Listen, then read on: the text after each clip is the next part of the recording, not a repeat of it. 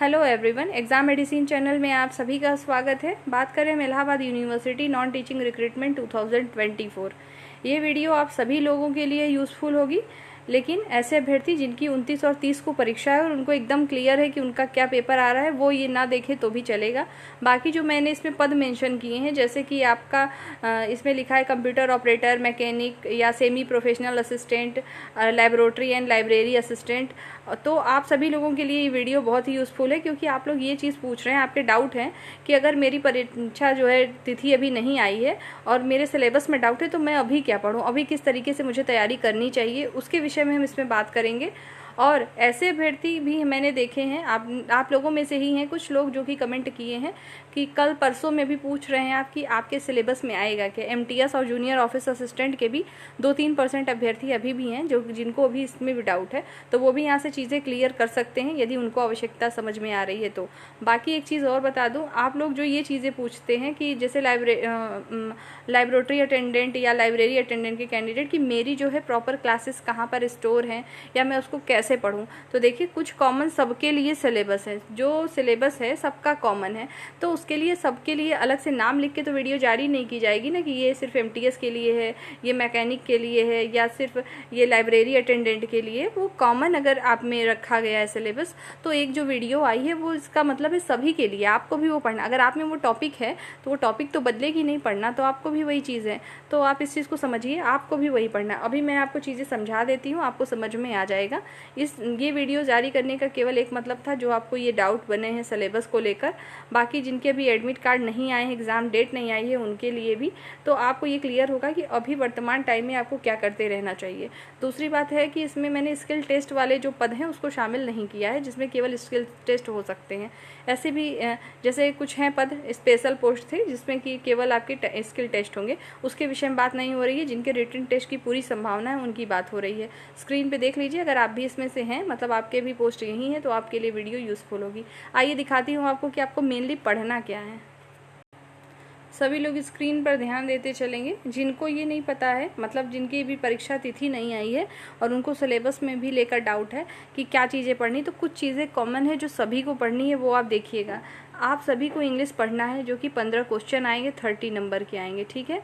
15 question सभी को करना है, इंग्लिश का आएगा आपको। तो जो मैंने आपको वीडियो प्रोवाइड की है, चाहे वो एमटीएस के लिए हो, चाहे जूनियर ऑफिस असिस्टेंट के लिए हो, जो वो चीज़ बदलेगी नहीं। जो आपकी टॉपिक है, जैसे antonym, synonym, sentence correction, word meaning, use of proverbs, one word substitution, तो ये सभी जो चीज़ें मैंने अदर पोस्ट के लिए बताई हैं, वही आपके लिए भी। तो आप इसमें डाउट में ना रहें कि ये नहीं आपके लिए कुछ और अलग आएगा, आपको भी वही पढ़ना है।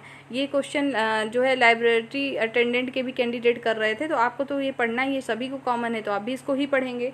दूसरा कॉमन सिलेबस क्या है? हिंदी है। हिंदी में भी 15 क्वेश्चन आएंगे, जो कि हैं आपके विलोम शब्द, पर्यायवाची अर्थ, शब्द अर्थ, संधि विच्छेद, एकार्थी शब्द, मुहावरे और लोकोक्तियाँ। ये सभी जो है आपके में भी कॉमन है, तो ये भी आपको पढ़ना है, ठीक है। तो ये सभी जो शेष पद हैं जिनके अभी एग्जाम डेट नहीं आए, आप लोग ये पढ़िए, इंग्लिश पढ़िए, हिंदी पढ़िए, जो प्रैक्टिस सेट दिए जा रहे हैं उससे अपना रिवीजन करिए, देखिए आप कितने क्वेश्चन कर पा रहे हैं, ये सब आपको करना है। उसके बाद बात करें जनरल अवेयरनेस की। जनरल अवेयरनेस सबके लिए कॉमन है और सबसे ज़्यादा वेटेज आपको इसी 40 क्वेश्चन है, जो कि 80 नंबर देंगे आपको, और सबसे ज़्यादा पेपर में यही प्रश्न आएगा भी। कोई ज़रूरी नहीं है 40 ही है, 40 से ज़्यादा भी प्रश्न इसमें से आ सकते हैं, और बाकी इधर क्वेश्चन जो है संख्या कम भी हो सकती है। तो जनरल अवेयरनेस सभी को पढ़ना है, जैसे economics, geography, polity, science, social science, history. अब हम यहाँ साइंस की बात करें, किसी किसी में जो है उसमें लाइब्रेटरी अटेंडेंट में और लाइब्रेरी अटेंडेंट में जैसे दे दिया है, रेलेवेंट सब्जेक्ट में 30 क्वेश्चन जनरल साइंस आएगी। तो जनरल साइंस आएगी तो भी आपको तो पढ़ना ही है, और जिसको जनरल साइंस नहीं आ रही है तो भी आपको साइंस पढ़ना है। तो जितनी मैंने साइंस के लिए अलग से कराई है चीज़ें, उसको पढ़ लीजिए। प्रैक्टिस सेट आज ही मैंने आपको दिया था जनरल साइंस का, उसको क्वेश्चन अटेम्प्ट करिए। 75 क्वेश्चन का मैंने प्रैक्टिस सेट बनाया है, उसमें जो है फिजिक्स, केमिस्ट्री, बायो तीनों के हैं, तो वो वहाँ से साइंस आपका कवर होगा। बाकी मिक्स्ड क्वेश्चन प्रैक्टिस सीरीज आपको मिल ही रही है, तो 40 क्वेश्चन यहाँ से, 15 हिंदी और 15 जो है आपका यहाँ इंग्लिश से। तो 70 क्वेश्चन का तो वेटेज आपका यही है जिसको सभी को पढ़ना है, सभी को कॉमन है। तो इतना तो आप सभी को क्लियर हो गया होगा कि 70 जो प्रश्न हैं आपके कहाँ से आने वाले हैं। अब बचते हैं आपके मात्र 30 क्वेश्चन। इसको मात्र नहीं कहेंगे, एग्जाम में तो एक नंबर भी बहुत होता है, लेकिन इसमें भी कुछ खास चीज़ें उसको बताती हूँ। 30 क्वेश्चन की अब बात रही कि आपको अब क्या पढ़ना है, ठीक है। बाकी तो आपको क्लियर होगा, और बाकी जिनके अभी एग्जाम है 29-30 को, उनको तो कंफर्म पता है कि उनका रिलेवेंट सब्जेक्ट क्या है। MTS में पता है कि आपको जो है जनरल एडमिनिस्ट्रेशन आएगा, और जो है जूनियर ऑफिस असिस्टेंट है तो आपको जनरल एडमिनिस्ट्रेशन आएगा, नॉलेज ऑफ ऑफिस अपकीप आएगा, अबाउट यूनिवर्सिटी, जनरल साइंस आप में आएगी, और सिंपल अर्थमेटिक कैलकुलेशन और रीजनिंग आएगी, ठीक। ये सब आपको लोग को पता है। अब बात करें कि जिनको नहीं पता है उनका तो मैंने बता दिया कि 70 प्रश्न आपको कहाँ से आएंगे, वो पढ़ेंगे। बाकी आपको क्या पढ़ना है, देखिए जनरल साइंस अगर आप में रखा जाएगा तो आप पढ़ेंगे ही। आप लोगों में मैथ नहीं आएगी, अब किसी भी पद में मैथ नहीं पूछा जाएगा, केवल इसी में है।